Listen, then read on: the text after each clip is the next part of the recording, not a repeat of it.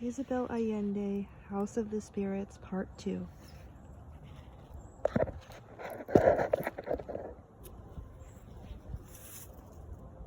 Rosa, however, was in no rush to marry, and had all but forgotten the only kiss they had exchanged when they said goodbye, nor could she recall the color of her tenacious suitor's eyes. Because of the romantic novels that were her only reading matter, she liked to picture him in thick-soled boots, his skin tanned from the desert winds, clawing the earth in search of pirates' treasure, Spanish doubloons, and Incan jewels.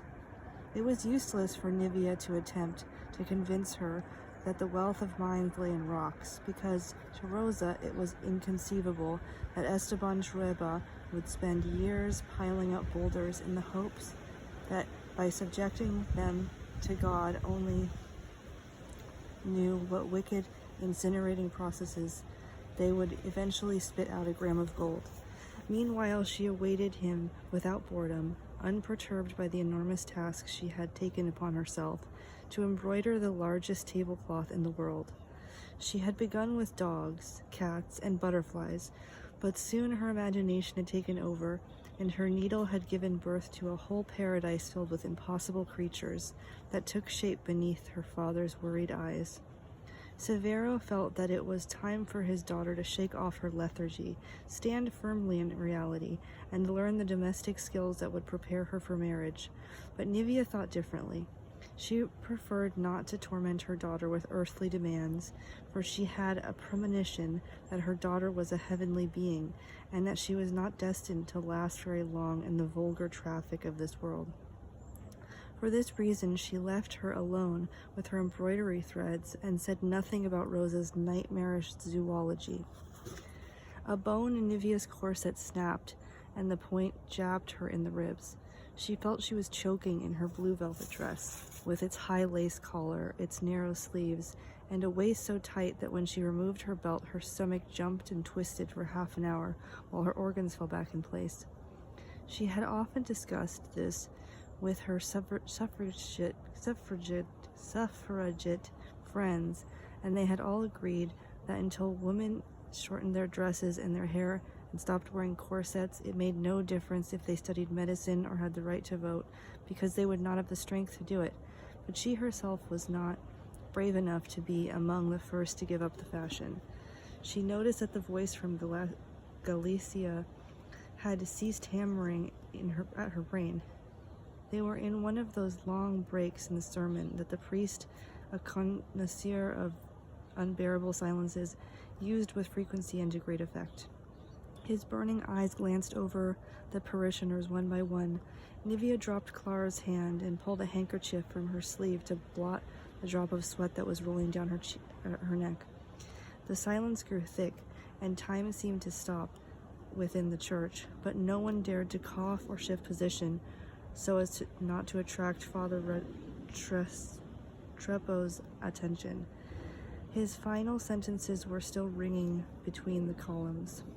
Just at that moment, as Nivea would recall years later, in the midst of all that anxiety and silence, the voice of little Clara was heard in all its purity. "Psst! Father Restrepo, if that story about hell is a lie, we're all fucked, aren't we?" The Jesuit's index finger, which was already raised to illustrate additional tortures, remained suspended like a lightning rod above his head. People stopped breathing, and those whose heads had been nodding suddenly woke up. Signor and Signora del Valle were the first to react. They were swept by panic as they saw that their children fidget nervously. Severo understood that he must act before collective laughter broke out around them or some divine cataclysm occurred. He grabbed his wife by the arm and Clara by the neck and walked out, dragging them behind him with enormous strides, followed by his other children who stampeded toward the door. They managed to escape before the priest could summon a ray of lightning to turn them all into pillars of salt, but from the threshold they could hear his dreadful voice of offended archangel. "Possessed! She's possessed by the devil!"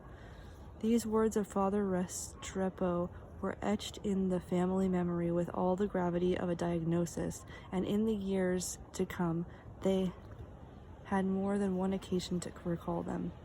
The only one who never thought of them again was Clara herself, who simply wrote them in her diary and forgot them. Her parents, however, could not forget, even though they both agreed that demonic possession was a sin too great for such a tiny child. They were afraid of other people's curses and Father Restrepo's fanaticism. Until that day, they had never given a name to the eccentricities of their youngest daughter, nor had it ever crossed their minds to ascribe to them a satanic influence. Clara's strangeness was simply an attribute of their youngest daughter, just like Louise's limp or Rose's beauty. The child's mental powers bothered no one and produced no great disorder. They almost always surfaced in matters of minor importance and within the strict confines of their home. It was true there had been times, just as they were about to sit down to dinner and everyone was in the large dining room, seated accordingly to dignity and position, when the salt cellar would suddenly begin to shake and move among the plates and goblets without any visible source of energy or sign of illusionist's trick. Nivea would pull Clara's braids, and that would be enough to wake her daughter from her mad distraction and return the salt cellar to immobility. The other children had organized a system so that in case of visitors, whoever was closest would reach out and stop whatever might be moving on the table before the guests noticed and were startled. The family continued eating without comment. They had also grown accustomed to their youngest daughter's prophecies.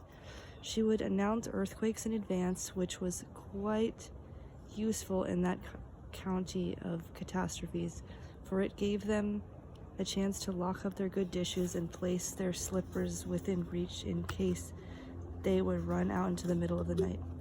At the age of 6, Clara had foreseen that the horse was going to throw Louise, but he refused to listen and had had a dislocated hip ever since.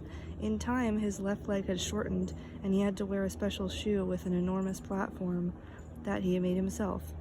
After that, Nivea had worried, but Nana reassured her by telling her that many children fly like birds, guess other people's dreams, and speak with ghosts, but that they all outgrow it when they lose their innocence. None of them reach adulthood like that, she explained. Wait till she starts to demonstrate. You'll see how fast she loses interest in making furniture move across the room and predicting disasters. Clara was Nana's pet. She had helped her at birth and was the only one who really understood the child's eccentricities. When Clara had emerged from her mother's womb, Nana had cradled and washed her, and from that time on, she had felt a desperate love for this fragile creature whose lungs were always full of phlegm, who was always on the verge of losing her breath and turning purple, and whom she had had to revive so many times with the warmth of her huge breasts, because she knew that this was the only cure for asthma, much more effective than Dr. Cuvea's fortified syrups. On that particular Holy Thursday, Severo was pacing up and down the drawing room, worrying about the scandal his daughter had provoked at Mass. He reasoned that only a fanatic like Father Restrepo could believe in satanic possession in the heart of the 20th century, the century of light, science, and technology, a time in which the devil had finally lost his reputation. Nivea interrupted him to say that this was not the point. The seriousness of what had happened was that if word of their daughter's powers reached beyond the walls of the house, and the priest began his own investigation, all their neighbors would find out. People are going to start lining up to look at her as if she were a monster, Nivea said. And the Liberal Party will go to hell, Severo added, anticipating the damage to his political career that could be caused by having a bewitched child in the family. Just then Nana shuffled in with her sandals flapping, in her frou-frou starchy petticoats, to announce that a group of men were out in the courtyard unloading a dead man. And so they were. A 4-horse carriage had drawn up outside, occupying the whole first courtyard, trampling the camellias and getting manure all over the shiny cobblestones, all this amidst a whirlwind of dust, a pawing of horses, and the curses of superstitious men who were gesticulating against the evil eye. They had come to deliver the body of Uncle Marcos and all his possessions. A honey-voiced man dressed in black with a frock coat and a hat that was too big for him was directing the tumult. He began a solemn speech explaining the circumstances of the case, but was brutally interrupted by Nivea, who threw herself on the dusty coffin that held the remains of her dearest brother. She was shouting for them to lift the cover so she could see him with her own two eyes. She had buried him once before, which explained why she had room for doubt whether this time his death was real. Her shouts brought the servants streaming from the house, as well as all her children, who came as fast as they could when they heard their uncle's name echoing amid the cries of mourning. It had been 2 years since Clara had last seen her Uncle Marcos, but she remembered him very well. His was the only perfectly clear image she retained from her whole childhood, and in order to describe him, she did not need to consult the daguerreotype in the drawing room that showed him dressed as an explorer leaning on an old-fashioned double-barreled rifle with his right foot on the neck of a Malaysian tiger, the same triumphant position in which she had seen the Virgin standing between plaster clouds and pallid angels at the main altar, one foot on the vanquished devil. All Clara had to do to see her uncle was close her eyes, and there he was, weather-beaten and thin, with a pirate's mustache through which his strange shark-like smile peered out at her. It seemed impossible that he could be inside that long black box that was lying in the middle of the courtyard. Each time Marcos had visited his sister Nivea's home, he had stayed for several months, to the immense joy of his nieces and nephews, particularly Clara, causing a storm in which the sharp lines of domestic order blurred. The house became a clutter of trunks, of animals and jars of formaldehyde, of Indian lances and sailors' bundles. In every part of the house, people kept tripping over his equipment, and all sorts of unfamiliar animals appeared that had traveled from remote lands, only to meet their death beneath Nana's irate room in the farthest corners of the house. Uncle Marco's manners were those of a cannibal, as Severo put it. He spent the whole night making incomprehensible movements in the drawing room. Later, they turned out to be exercises designed to perfect the mind's control over the body and to improve digestion. He performed alchemy experiments in the kitchen, filling the house with fetid smoke and ruining pots and pans with solid substances that struck to their bottoms and were impossible to remove. While the rest of the household tried to sleep, he dragged his suitcases up and down the halls, practiced making strange high-pitched sounds on savage instruments, and taught Spanish to a parrot whose native language was an Amazonian dialect. During the day, he slept in a hammock that he had strung between two columns in the hall, wearing only a loincloth that put Severo in a terrible mood, but that Nivea forgave because Marcos had convinced her that it was the same costume in which Jesus of Nazareth had preached. Clara remembered perfectly, even though she had only been a tiny child, the first time her Uncle Marcos came to the house after one of his voyages.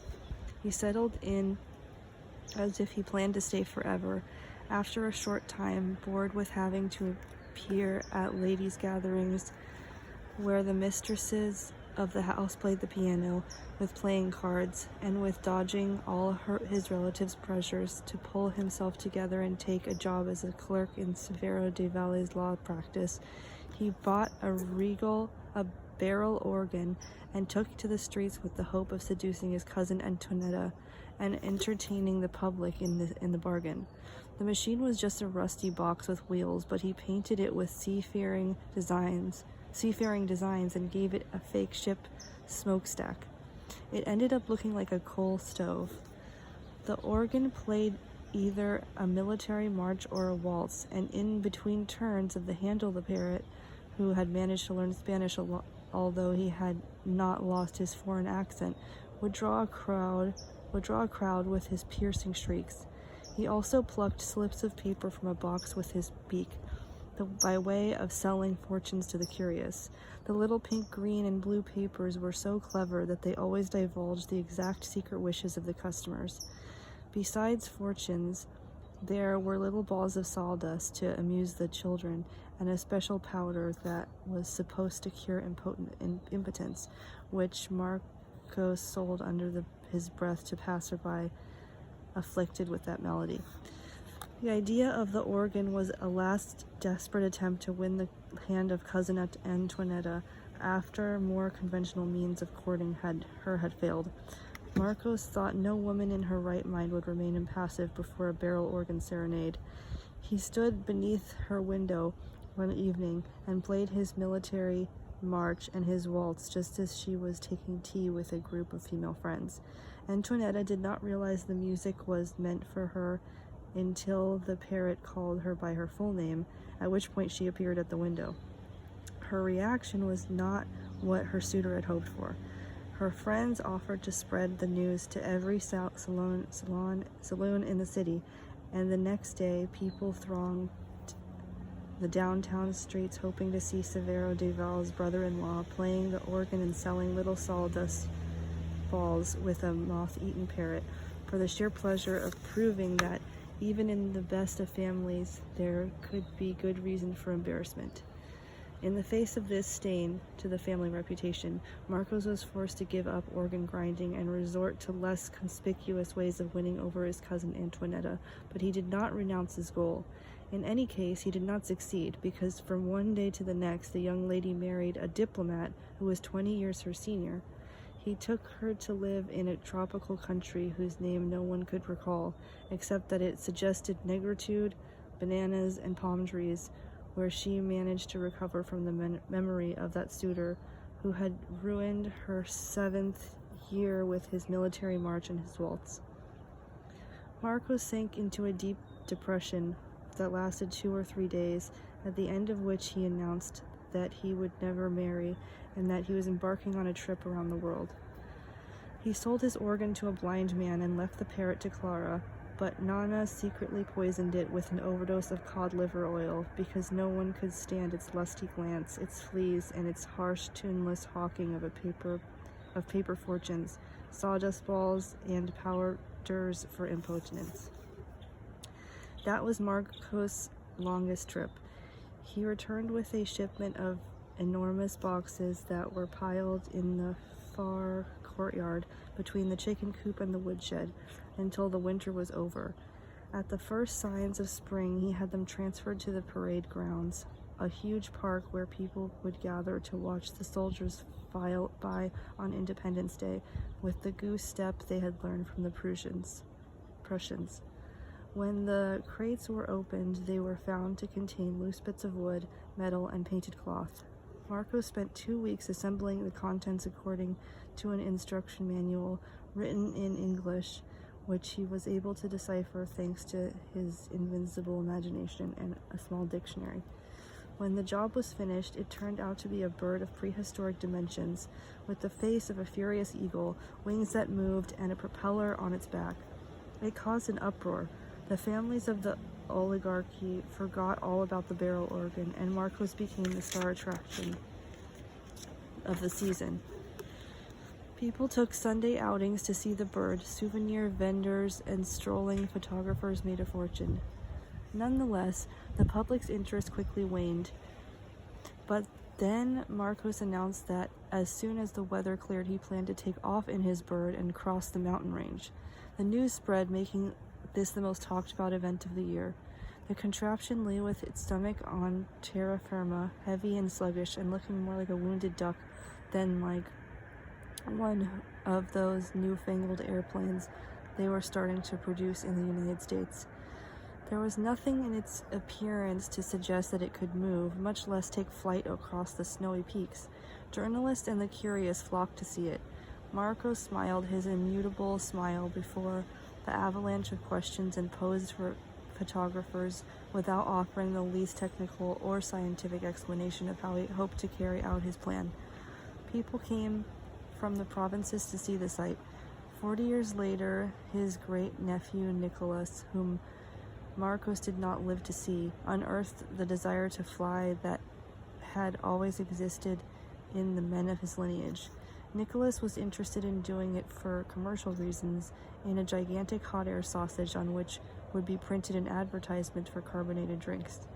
But when Marcos announced his plane trip, no one believed that his contraption could be put to any practical use. The appointed day dawned full of clouds. but so many people had turned out that Marcus did not want to disappoint them. He showed up punctually at the appointed spot and did not once look up at the sky, which was growing darker and darker with thick gray clouds. The astonished crowd filled all the nearby streets, perching on rooftops and the balconies of the nearest houses and squeezing into the park. No political gathering managed to attract so many people until half a century later, when the first Marxist candidate attempted, through strictly democratic channels, to become president. Clara would remember this holiday as long as she lived. People dressed in their spring best, thereby getting a step ahead of the official opening of the season. The men in white linen suits and the ladies in the Italian straw hats that were all the rage that year. Groups of elementary school children paraded with their teachers, clutching flowers for the hero. Marcos accepted their bouquets and joked that they might as well hold on to them and wait for him to crash so they could take them directly to his funeral. The bishop himself, accompanied by 2 incense bearers, appeared to bless the bird without having been asked, and the police band played happy, unpretentious music that pleased everyone. The police on horseback and carrying lances had trouble keeping the crowds far enough away from the center of the park, where Marcos waited dressed in mechanic's overalls with huge racer goggles and an explorer's helmet. He was also equipped with a compass, a telescope, and several strange maps that he had traced himself based on various theories of Leonardo da Vinci and on the polar knowledge of the Incas. Against all logic, on the second try, the bird lifted off without mishap and with a certain elegance, accompanied by the creaking of its skeleton and the roar of its motor. It rose flapping its wings and disappeared into the clouds to a send-off of applause, whistlings, handkerchiefs, drum rolls, and the sprinkling of holy water. All that remained on earth were the comments of the amazed crowd below and a multitude of experts who attempted to provide a reasonable explanation of the miracle. Clara continued to stare at the sky long after her uncle had become invisible. She thought she saw him 10 minutes later, but it was only a migrating sparrow.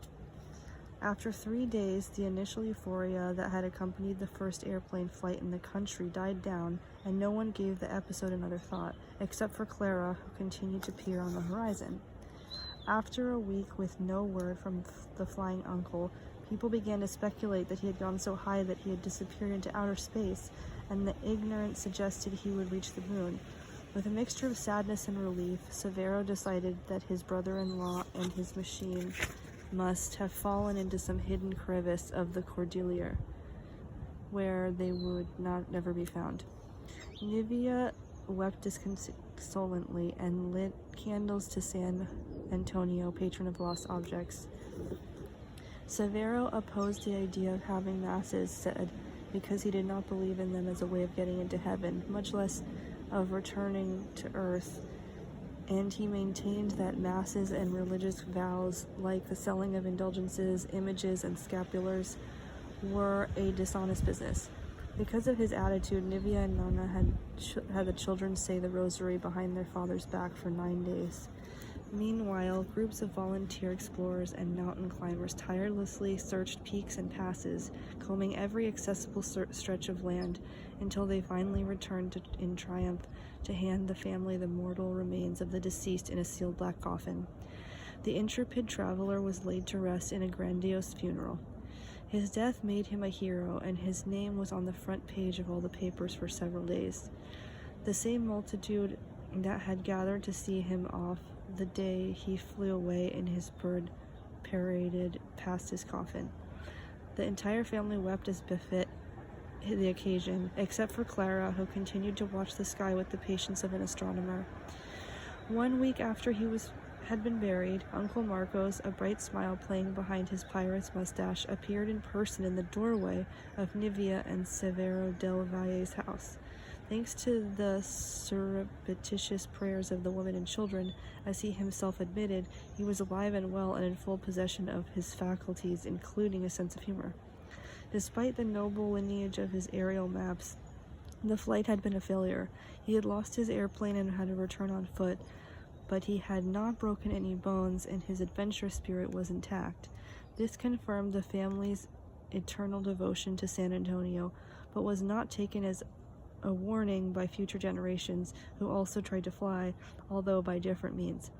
Legally, however, Marcos was a corpse. Severo de Valle was obliged to use all his legal ingenuity to bring his brother-in-law back to life and the full rights of citizenship. When the coffin was pried open in the presence of the appropriate authorities, it was found to contain a bag of sand. This discovery ruined the reputation, up till then untarnished, of the volunteer explorers and mountain climbers, who from that day on were considered little better than a pack of bandits. Marco's heroic resurrection made everyone forget about his barrel organ phase. Once again, he was a sought-after guest in all the city's saloons, and at least for a while his name was cleared. Marcos stayed in his sister's house for several months. One night he left without saying goodbye, leaving behind his trunks, his books, his weapons, his boots, and all his belongings. Severo, and even Nevia herself, breathed a sigh of relief. His visit had gone on too long. But Clara was so upset that she spent a week walking in her sleep and sucking her thumb. The little girl, who was only 7 at the time, had learned to read from her uncle's storybooks and had been closer to him than any other member of the family because of her prophesizing powers. Marcos maintained that his niece's gift could be a source of income and a good opportunity for him to cultivate his own clairvoyance. He believed that all human beings possessed this ability, particularly his own family, and that if it did not function well, it was simply due to lack of training. He bought a crystal ball in the Persian bazaar, insisting that it had magic powers and was from the East, although it was later found to be part of a buoy from a fishing boat. Set it down on a background of black velvet and announced that he could tell people's fortunes, cure the evil eye, and improve the quality of dreams, all for the modest sum of 5 centavos. His first customers were the maids from around the neighborhood. One of them had been accused of stealing because her employer had misplaced a valuable ring. The crystal ball revealed the exact location of the object in question. It had rolled underneath the wardrobe. The next day there was a line outside of the front door of the house. There were coachmen, storekeepers, milkmen, later a few municipal employees, and distinguished ladies made a discreet appearance, slinking along the side walls of the house to keep from being recognized. The customers were received by Nana, who ushered them into the waiting room and collected their fees. This task kept her busy throughout the day and demanded so much of her time that the family began to complain that all there was for dinner was old string beans and jellied quiche. Marcos decorated the carriage house with some frayed curtains that had once belonged in the drawing room, but that neglect and age had turned to dusty rags. There he and Clara received the customers. The 2 diviners wore tunics, the color of the men of light, as Marcos called the color yellow. Nana had dyed them with saffron powder, boiling them in pots usually reserved for rice and pasta. In addition to his tunic, Marcos wore a turban around his head and an Egyptian amulet around his neck. He had grown a beard and let his hair grow long, and he was thinner than ever before. Marcos and Clara were utterly convincing, especially because the child had no need to look into the crystal ball to guess what her clients wanted to hear. She would whisper in her Uncle Marcos's ear, and he in turn would transmit the message to the client, along with any improvisations of his own that he thought pertinent. Thus, their fame spread, because all those who arrived sad and bedraggled at the counseling room left filled with hope. Unrequited lovers were told how to win over different hearts, and the poor left with foolproof tips on how to place their money at the dog track. Businesses grew so prosperous that the waiting room was always packed with people, and Nana began to suffer dizzy spells from being on her feet so many hours a day. This time Severo had no need to intervene to put a stop to his brother-in-law's venture, for both Marcos and Clara, realizing that their unerring guesses could alter the fate of their clients, who always followed their advice to the letter, became frightened and decided that this was a job for swindlers. They abandoned their carriage house, oracle, and split the profits, even though the only one who had cared about the material side of things had been Nana. Of all the Del Valle children, Clara was the one with the greatest interest in and stamina for her uncle's stories.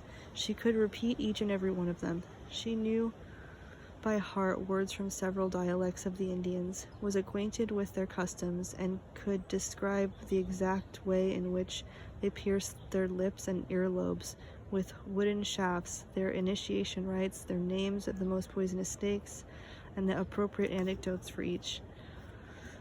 Her uncle was so eloquent that the child could feel in their own skin the burning sting of a snake bite, see reptiles slide across the carpet between the legs of the jacaranda room divider, and hear the shrieks of macaws behind the drawing room drapes.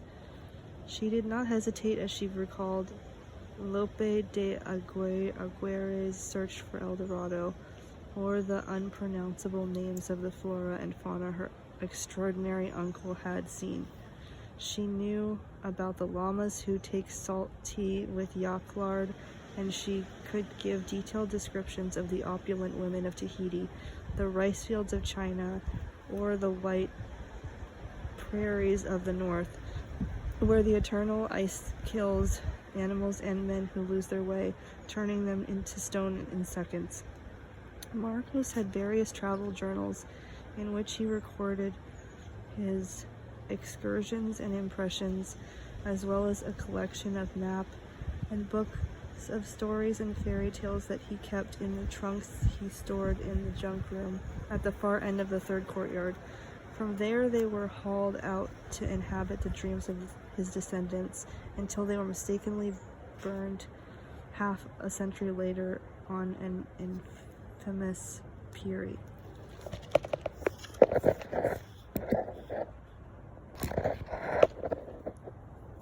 Now Marcos had returned from his last journey in a coffin. He had died of a mysterious African plague that had turned him as yellow and wrinkled as a piece of parchment. When he realized he was ill, he set out for home with the hope that his sister's ministrations and Dr. Cueva's knowledge would restore his health and youth, but he was unable to withstand the 60 days on ship and died at the latitude of Guayaquil, ravaged by fever and hallucinating about musky women and hidden treasure. The captain of the ship, an Englishman by the name of Longfellow, was about to throw him overboard wrapped in a flag, but Marcos, despite his savage appearance and his delirium, had made so many friends on board and seduced so many women that the passengers prevented him from doing so, and Longfellow was obliged to store the body side by side with the vegetables of the Chinese cook, to preserve it from the heat and mosquitoes of the tropics until the ship's carpenter had time to improvise a coffin. At El Cayo, they obtained a more appropriate container, and several days later the captain, furious at all the troubles this passenger had caused the shipping company and himself personally, unloaded him without a backwards glance, surprised that not a soul was there to receive the body or cover the expenses he had incurred. Later, he learned that the post office in these latitudes was not as reliable as of far-off England, and that all his telegrams had vaporized en route. Fortunately for Longfellow, a customs lawyer who was a friend of the Del Valle family appeared and offered to take charge, placing Marcos and all his paraphernalia in a freight car, which he shipped to the captain to the only known address of the deceased, his sister's house. This would have been one of the most painful moments in Clara's life if Barrabas had not arrived among her uncle's things. Unaware of the commotion in the courtyard, she was led by instinct direct to the corner where the cage had been set down. In it was Barabbas, or rather a pile of bones covered with a skin of indefinite color that was full of infected patches, with one eye sealed shut and the other crusted over, rigid as a corpse in his own excrement. Despite his appearance, the child had no trouble in identifying him. "A puppy!" she cried.